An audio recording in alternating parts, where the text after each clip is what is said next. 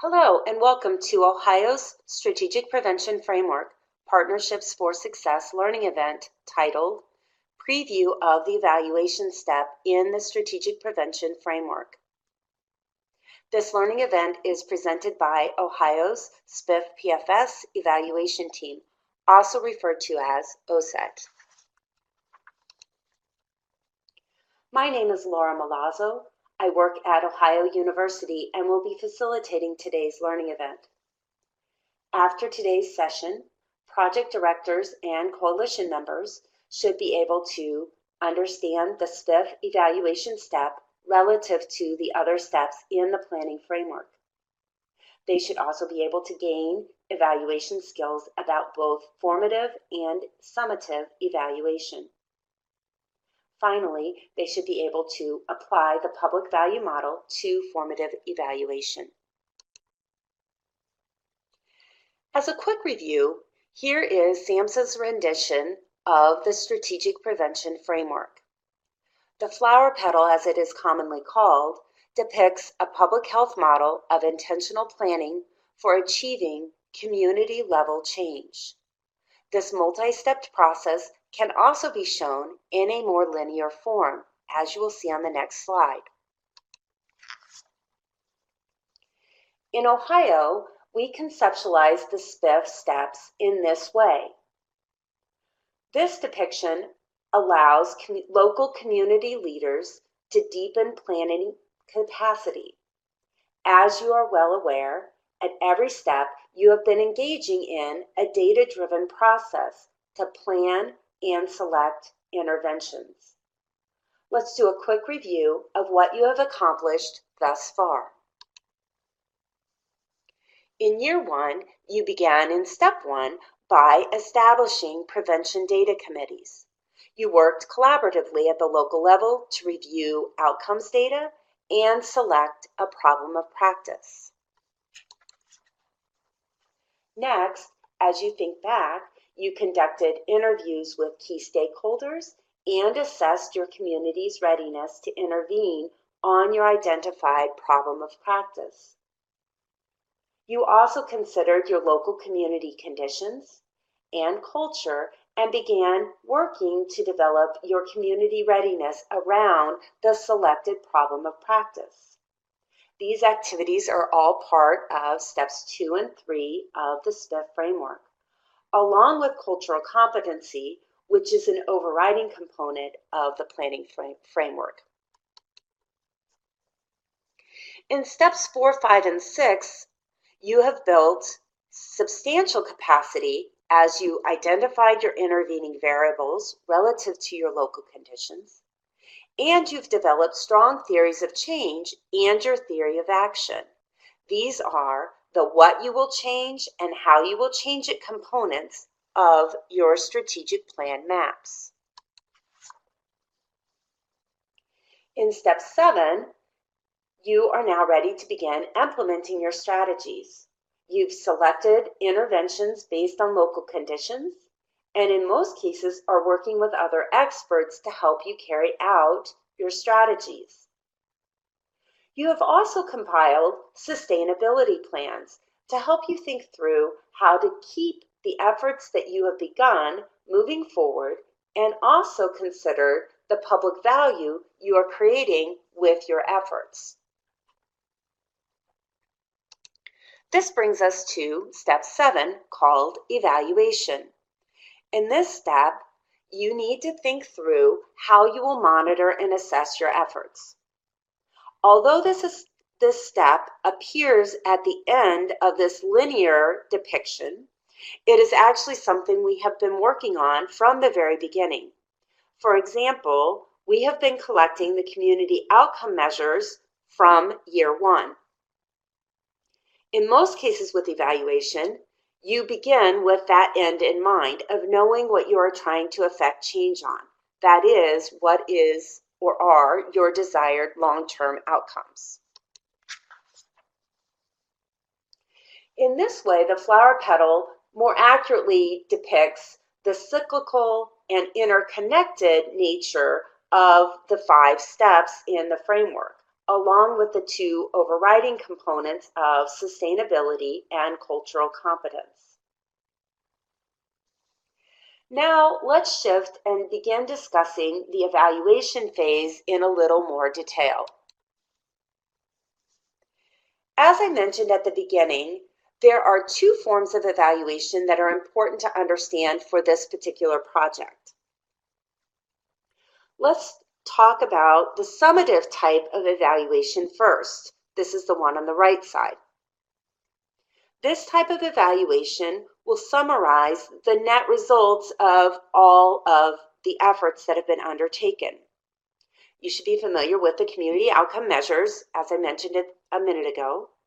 These are the indicators that SAMHSA provided to us at the beginning of the project. And we have been collecting and monitoring that data every year. From a big picture perspective, these measures really focus us on the end game, if you will.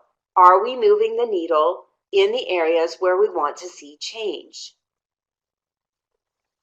The second type of evaluation, which is the left side, refers to formative evaluation.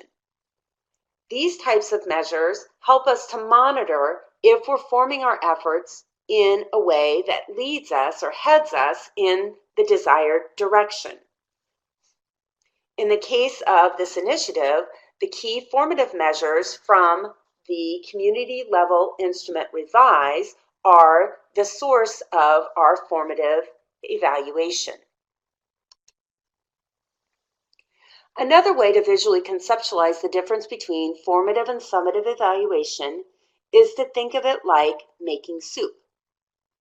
If you are a cook, the formative evaluation occurs while you are making the soup.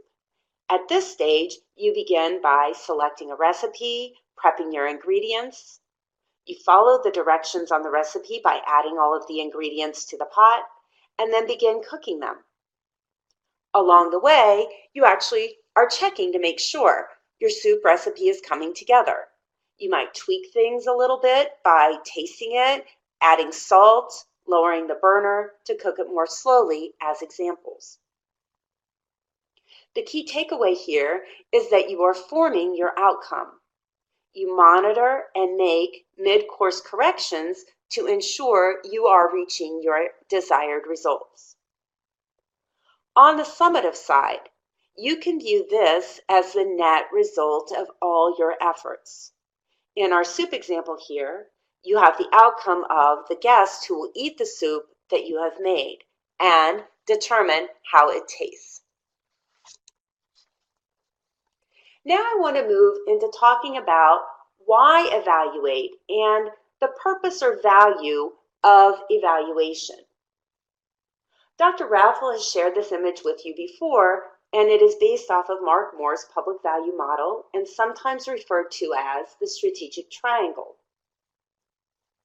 Dr. Raffel shared this graphic representation with you when you were thinking about your strategy development, implementation, and how you would sustain your efforts moving forward. As she previously mentioned, it's a useful framework for complex realities from the public sector.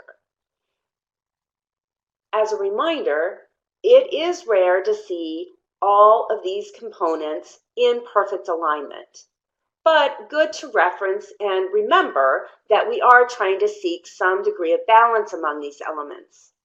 In other words, as strategic public leaders, we would not want to completely ignore or dismiss any one set of these elements. Let's first begin with the end in mind, which ultimately is the public value you seek to achieve. You are attempting to create public value with your project and interventions. From an evaluation perspective, you need to provide credible ways of documenting that you are creating that public value. The value includes your efforts, such as strategies and interventions that you are implementing. It also includes the value created by you as a leader. So questions like, are you operating your projects as efficiently and effectively as possible? It also includes the value your organization and partners are creating. so the value deemed by the community from all of your collective efforts. Now let's turn to the authorizing environment. Again, from an evaluation perspective, we know that you are always thinking about how to attract, maintain, and grow your support and resources for efforts in the community.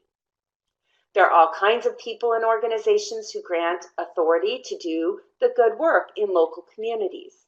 And we have to think about them when we're implementing to ensure we show the results from their investments that they are looking for.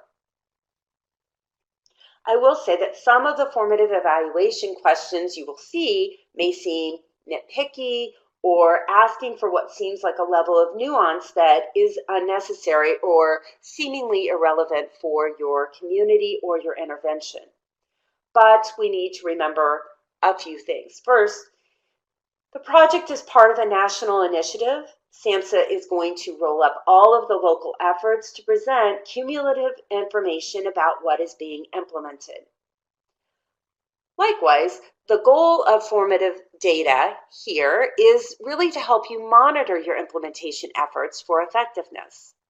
It's intended to really help you think about a whole range of questions. Things like, how's the implementation going? Are we reaching those we intended at the levels that we had initially planned or hoped for? How are change efforts being received? Are the messages resonating with the intended audience? If not, how are we troubleshooting any issues that arise?